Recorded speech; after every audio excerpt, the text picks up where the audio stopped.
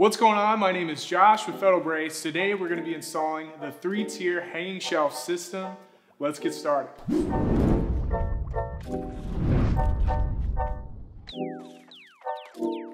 Step 1. Locate the studs for the installation.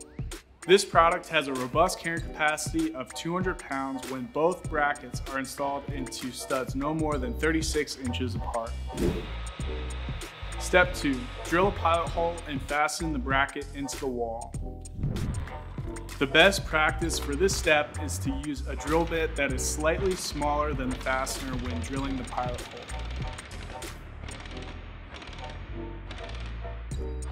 Step 3. Ensure you are level and proceed with drilling and fastening. Sometimes fastening one fastener at a time can leave room for additional adjusting when level.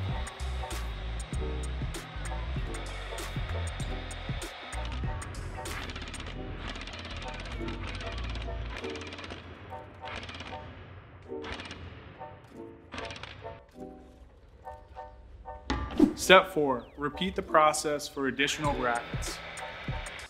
Once both brackets are installed, do one last check to make sure that both are level together to ensure the shelf won't slant once installed.